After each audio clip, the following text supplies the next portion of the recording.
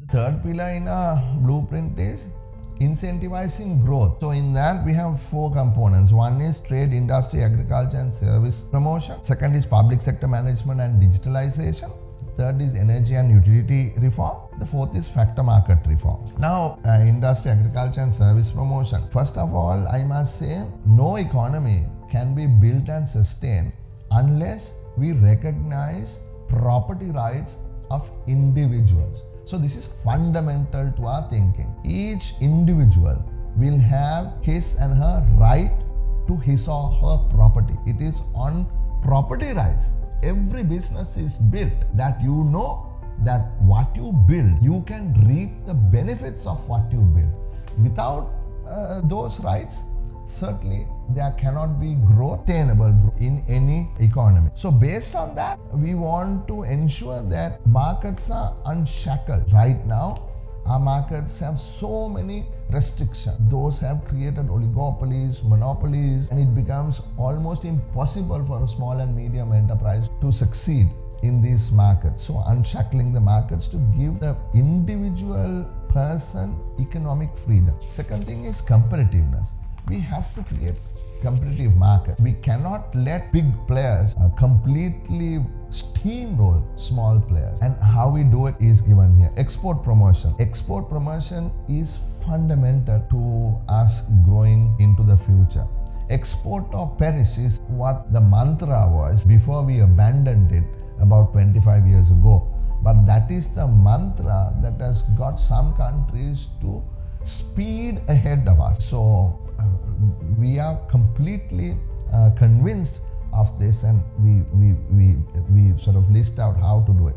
Investment promotion. The need for investment promotion is explained. Now, both those things ultimately would drive Sri Lanka into integrating with what we call global production networks. What we are talking about is in today's production structures, the processors are sliced. For instance, my iPhone, the components are made in 43 different countries. Sri Lanka, unfortunately, is not one. Think about it. How do we integrate Sri Lanka into the network that come together to produce this iPhone? Unless we crack that, we have no chance in integrating with global production network. How do you crack that? We have to, what I always say, break the walls that we have built and instead build bridges. Now there, sometimes you have to make sure that laws allow components, partly built phones to cross borders, maybe once,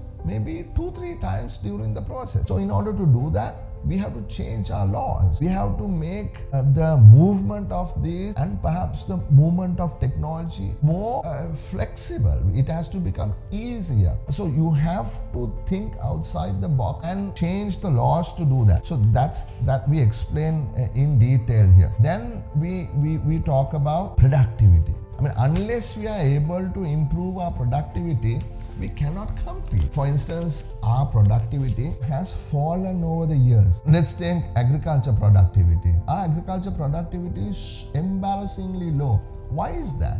Because we hardly use new technology. So modernizing agriculture using technology is a surefire way of getting the productivity in the masses improved. So we talk about that. The second component, like I said, is public sector management and digitalization. This is self-explanatory, and digitalization is an absolute need. We propose to strengthen that process. The third is the energy and utilities reform. Energy and utilities reform is critically important, and I believe one reason why we actually became bankrupt is because we were not able to address the issue for decades. So therefore, it is the job of the government to ensure that these public utilities don't run at a loss. Now, in order to do that, we have to make sure that prices, tariffs are cost reflective. Now hold on a second. When I say cost reflective, I do not mean for a moment that you can pack these costs with corruption and wastage. I mean cut the fat out and the real cost. Now, whose responsibility is it to ensure that the low income household gets some sort of subsidy, that he or she is unable to pay the cost-effective price, we do not believe it is the job of the Ceylon Electricity Board. Yes, it is not the job of the Ceylon Electricity Board, but instead that is a primary responsibility of the government, right? So there has to be a transparent line item subsidy given for electricity to X number of households. So on the one hand, the Ceylon Electricity Board is not running at a massive loss that is causing bankruptcy.